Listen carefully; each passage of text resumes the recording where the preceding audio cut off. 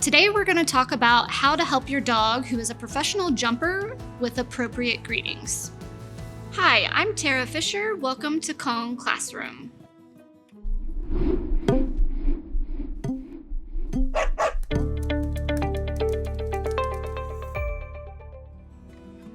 So when we think about why dogs jump, it's important that we understand the behavior. It helps us be less frustrated when it occurs, and it also helps us figure out the puzzle on how to get rid of it. One of the main reasons they jump is because they want attention, and they want to greet at our face, and our face just happens to be quite above theirs, and so they want to jump up and greet us at our face. The other thing about dogs jumping is that it's fun for them. Dogs love to jump. Some dogs love to do it as a profession, such as my dog. We can give them a cue for jumping so that they're still able to do it, but they just do it on cue.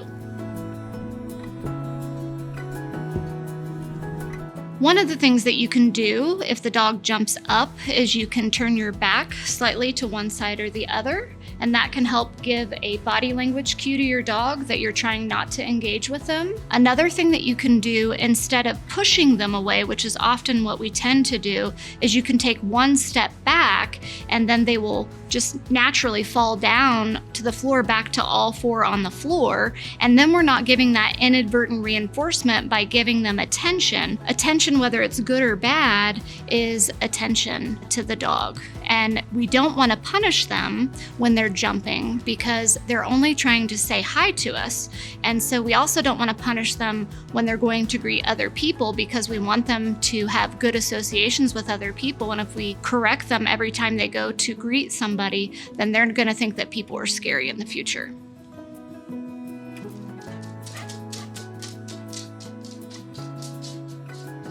How you greet your dog when you leave your home or when you come in also has a profound effect on that behavior. So when you leave your home, you really don't want to make too big of a deal about leaving. When we come in the home, we want to try to do our best at keeping things calm. So what I like to do is tell people to do one thing before you get your dog out of your crate or their X-Pen.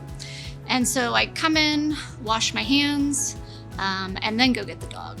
And then the next day, maybe I come in, wash my hands, go do a quick email, and then go get the dog. And then we build some duration before we actually go get the dog so that it helps them be calm and confident and not expecting that as soon as we arrive that we're going to immediately start engaging with them. And that will help because the way that you greet your dog is the way that your dog is going to want to greet other people.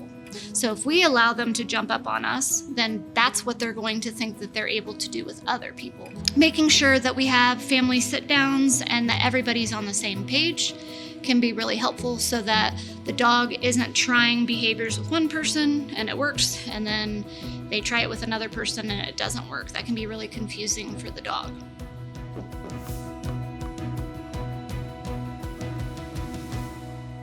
So when you're out and about and people are approaching you, one thing that you can do is give the person direct information on how you would like them to greet your dog.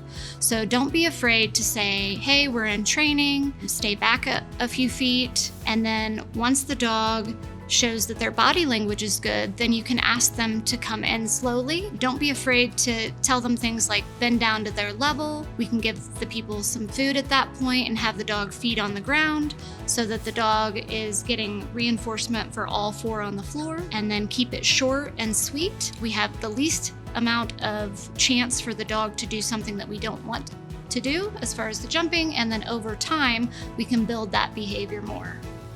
I'm Tara Fisher. Thanks for joining us in Kong Classroom.